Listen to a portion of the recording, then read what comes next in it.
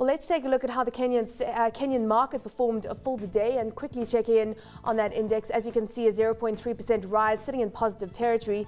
Looking at some of the stocks on the day, of course, Barclays Bank was a standout when it comes to volumes, and that stock being moved between 16 shillings and 16 shillings 50. Looking at how the currency is faring as it stands this hour, 87.2 against the greenback, and you're looking at a slight shilling strength right now. And of course, it looks like the shilling has managed to stabilize below 88 to the greenback. Well, let's delve into some of the factors on the day that are driving the market. Kimathi Ikiao, Independent Analyst, is joining us from Nairobi. Kimathi, thank you very much for joining us. So let's kick off, I suppose, with Barclays Bank. Those results or those earnings, that pre-tax profit up 7.7%. Talk to us about what really drove that and your thoughts on the fact that to a large degree it was earnings from government securities that underpin that earnings performance.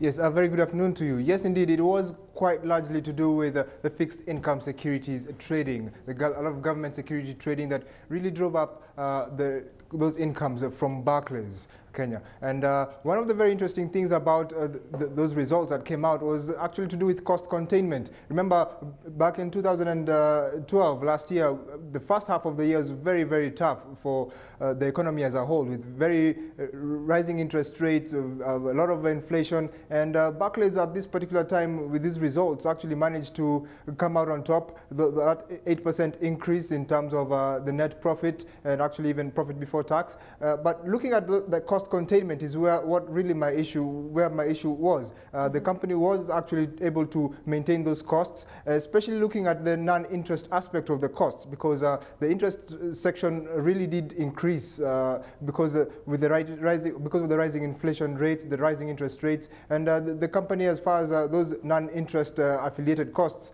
it really was able to come out on top of things. And stepping aside from the profit and loss aspect of the company and looking a bit deeper into the numbers and actually focusing on the capital adequacy of the firm, we see that the company really has been able to maintain over 10% in excess of the statutory ratios. And although they decreased slightly with the exception of liquidity, the company really is in a very firm footing. And last year we actually saw a lot of banks come in and increase their capitalization through a lot of rights issues. But Barclays, all in all, continues to be very firm, very strong, and with this dividend payout of 1 shilling for the year, some shareholders are a bit up in arms, but all in all, it is a very good thing for Barclays. Let's go back to the issue around impairments and the quality of assets right now. Looking at the loan impairment charge, it was down, in fact, 80% to 144 million shillings. That, of course, would perhaps signal an improvement in the quality of assets or a change perhaps in their policy around impairments. What drove that decrease there?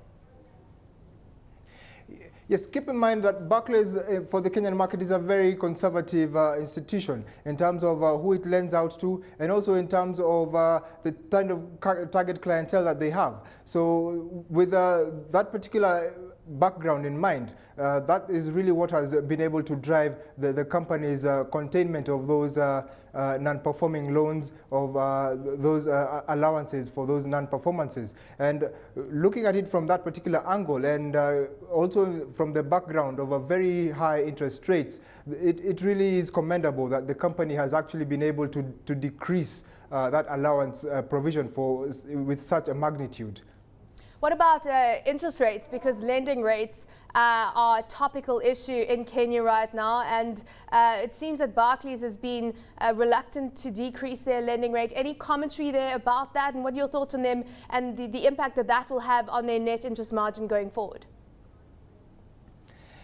Yes, I think for most banks, they have actually been a bit hesitant in bringing down those interest rates, especially for their lending side. And we have such a huge spread between the savings and the interest rates that the banks are offering. And this is really an issue that all the industry players are trying to address and look into. But Barclays has, as I mentioned earlier, been on the more conservative side, because one really has to not only quickly move in terms of passing on these benefits to their consumers. One also has to take in mind and into focus the kind of costs that the company has been incurring over time, because it's not only the consumers that would benefit from this from lower interest rates. Also, the company would be able to use the available funds in a better way. Mm-hmm. So that's something that is really an industry issue, and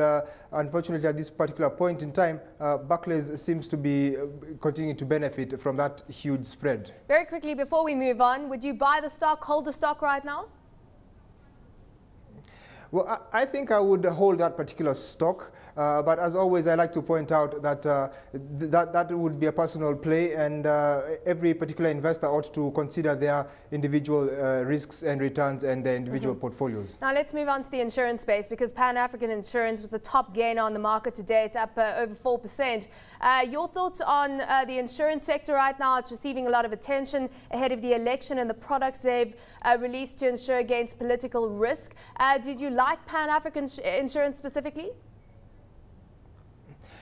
Yes, just broadly in terms of the insurance space, we're seeing a lot of ingenuity, a lot of new products tailored towards the political risks, and also in terms of other general risks. So the insurance space is really trying to be much more competitive and much more move from the plain vanilla insurance services that they have been providing over some time, in part because of the very low insurance penetration, but also in terms of the growing Kenyan and East African market space. But Pan-African Insurance really is one of the better picks as far as the insurance industry is concerned, and actually I think that I would rate it as a buy at this particular point in time.